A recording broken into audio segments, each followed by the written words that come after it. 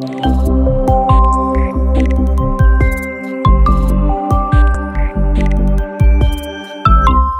dear friends, we are continuing our talk on the issue of the different level of material structures and so their relations with the material properties. If you remember, we are talking about the crystalline structure this time, and so in the previous lecture we figured out that all crystalline materials are arranged in some very special 3D order in the special crystalline structures. The number of these structures are not infinite. We outlined 7 different crystal systems, and in this lecture I will just give you some examples of the relations between the material properties, including physical properties and mechanical properties, with this level of structure, crystalline structure. So we can start from the very beginning asking a very simple question. What are the level of material structure are? And if you remember, so we talked about atomic structure when the scale is on the order of 1 angstrom. And now we are talking about the crystalline structure, which is on the order of, let's say, 10 angstroms. In some sense, we are in the scale of the nanostructure of the material. So let's ask the next question is what is material composition? And the simple answer of this is that the chemical makeup of materials, or so elements which we can find inside our material, in some sense define the material composition. So composition can be very simple. It can be just carbon, or it can be binary phase such as boron nitride, or it can be extremely complex as the lanthanum-based perovskite shown in this screen, which involves about 5 elements. So of course we can find out other materials which consist of 10, 15, 20 different elements. This is material makeup.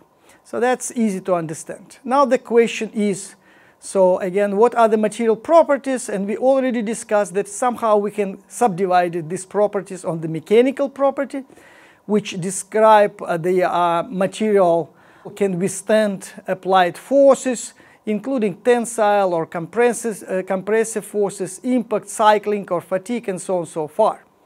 The physical properties, the other type of properties, so which describe material characteristics such that not so closely related to the applied load, such as we discussed, let's say color, as electrical and thermal conductivity, optical property, and so on and so forth. So, or as we discussed in detail in the previous lecture, melting point of materials. So the next question can be the follows, is that can material have some composition, same composition, but possess different properties? And the answer is, of course, yes. And you can give me very many examples of that. For example, if we take just carbon itself, it means that the makeup of the material is just one element with one specific electron structure, as we know from the atomic physics now. And however, so we can distinguish now different types of materials made from carbon which do have extremely different properties. So on this screen, so we can see, for example, the graphite itself, and which has, as you can see, let's say black color. And then you can see also your famous diamonds, which are transparent completely, colorless, no color at all. Also consist only from carbon, as you know. Finally, we can see here now the Bucky structure, which does have the red color. So same material, same makeup, extremely different physical property, such as color. Of course, we are not talking about the other properties immediately which come to your mind, let's say hardness of the material. You know that So the diamond is the hardest material which you could find in nature, while graphite is not hard at all. So it means that indeed materials may have absolutely same chemical composition, absolutely same, so it can consist of absolutely same elements which do have absolutely same the electron structure, atomic structure. Okay, so now the question is why it could be so, and you know the answer to this question, of course. So the materials, they involve millions of atoms, maybe of the same nature even, but which can be arranged in absolutely different crystal systems. And these crystal structures, in some sense, define the material property. For example, indeed, so the graphite, you can see the hexagonal structure of the graphite here is very different. Thank you. Is very different as the cubic structure of diamond. This is versed cubic structure, which does have much more higher atomic density inside, and as the result, extremely different properties. So the other example you can see on this screen. So what we are talking about tin. It's a very well-known element, and so tin at room temperature typically does have the tetragonal crystal structure, pretty dense one, and this material is ductile. It's metal actually. It's a ductile material, it's conductive material, whatever can you expect from the metal type of atomic structures. However, it is known that it's about 13 degrees of Celsius under cooling. It can relatively fast transformed to the so-called gray tin, and as you can see on this slide, on this screen, so it is again the diamond type of cubic structure, not so dense actually as compared to the tetragonal structure, and immediately all properties of material changes. So now we are talking about the brittle covalent type of behavior of the material. As the result, so it's not so great conducting property, it's semiconductor now, and so this very fast change of crystal structure of material again leads to the significant change of its property. And moreover, it's interesting that so if you at this lower temperature put in contact the gray and white tin, the white tin will start to transform to the gray one. That's why this phenomenon has this specific name, tin plug. So we have discussed the changing of physical properties of material as a function of their crystal structure. Now let's come back to the mechanical property. So before we discuss elastic mechanical property of materials, and we applied not so big load of the material in order no any, let's say, destruction of the material inner structure takes place. However, as you know, we can apply it much more larger load, and at some point, so the bond stretches in the crystal structure, and the planes share, and again at some points even so we do have destruction of these bonds. So in this case we are talking not about elastic but about the plastic permanent deformation of the material. So again, coming to the stress-strain diagram, we have to go to much higher let's say strains, and you can see that so at some point the elastic strain is equal to 0.2%, and this applied stress is so-called, let's say, yield point or yield stress of the material.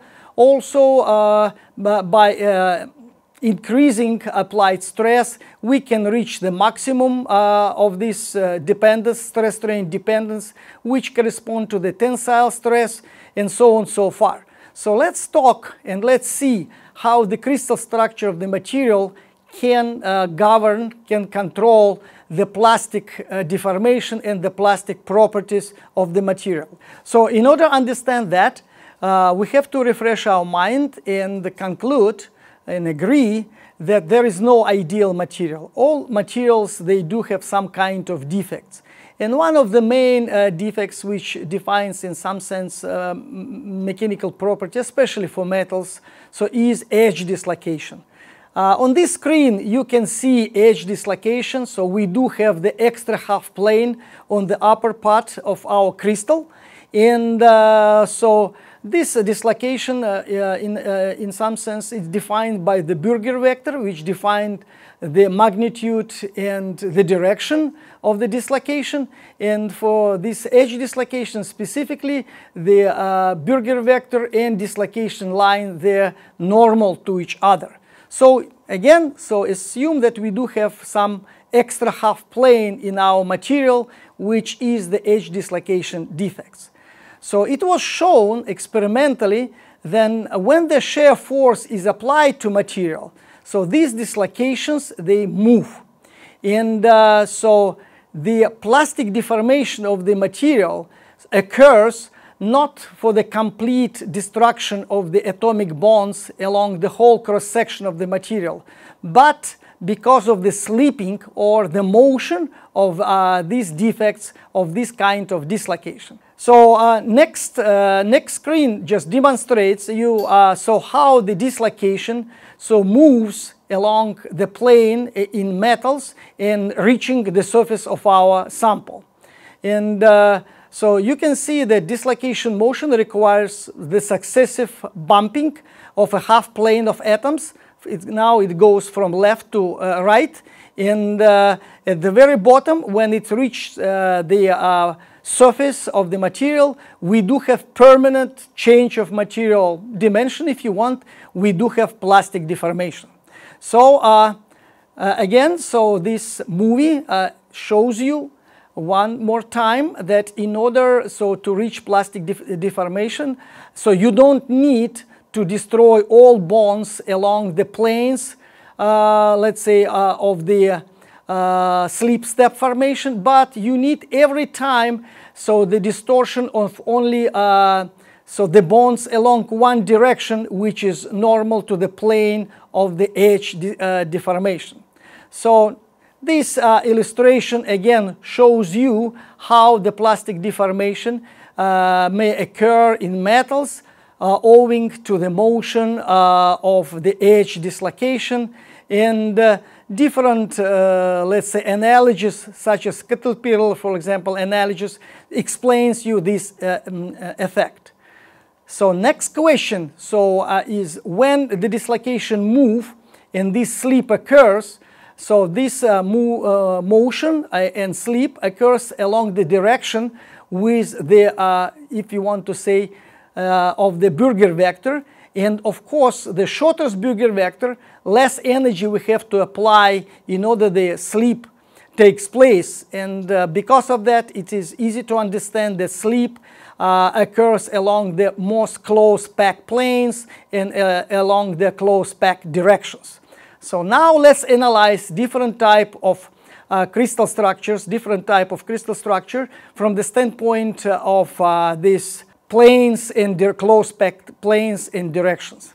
For example, so here we have a FCC crystal structure. You can see it.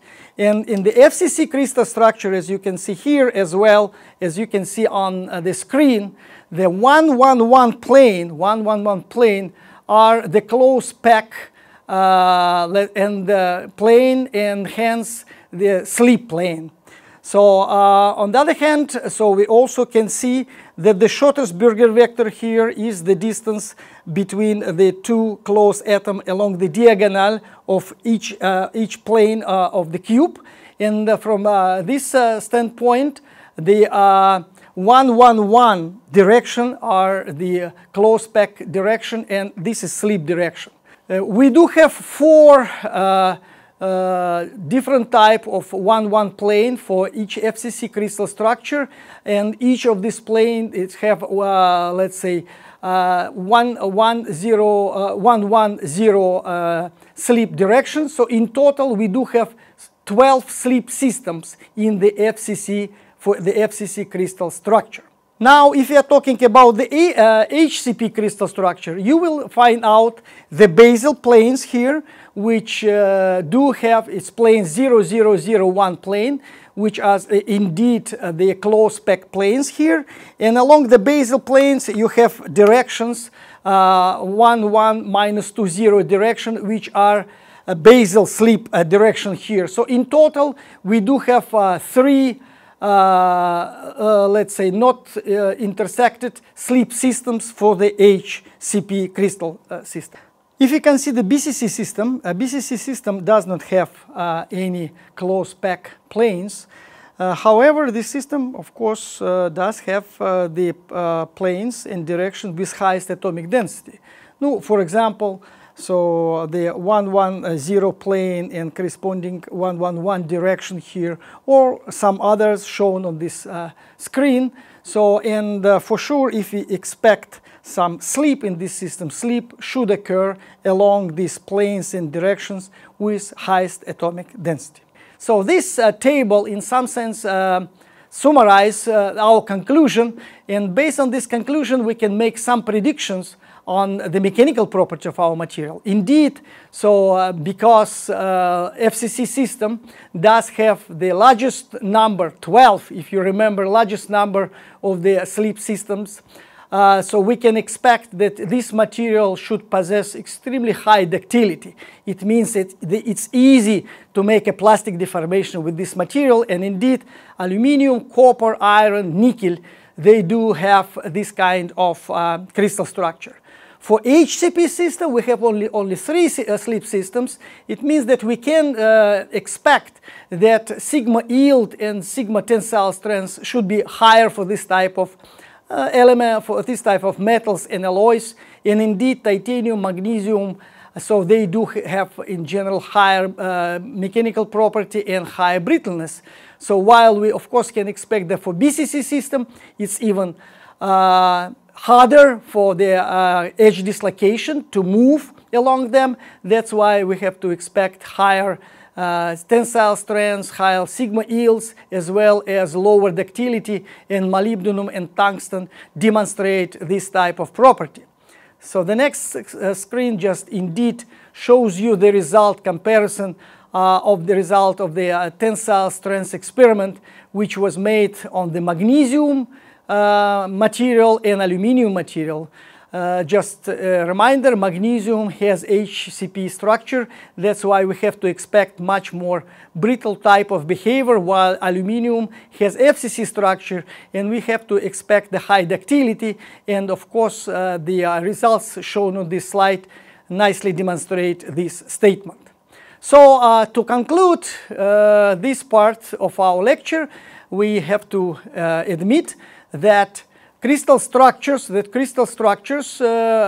defines the set of material properties, including mechanical properties such as sigma yield, sigma tensile strength, also some, of course, physical property, and we mentioned, let's say, color of our material for sure. And so because of that, by changing the crystal structure of materials which even do have similar makeup, similar chemical composition, we can control the plastic behavior of this material, the toughness of this material, ductility of this material, as well as their density and color. Thank you so much for your attention.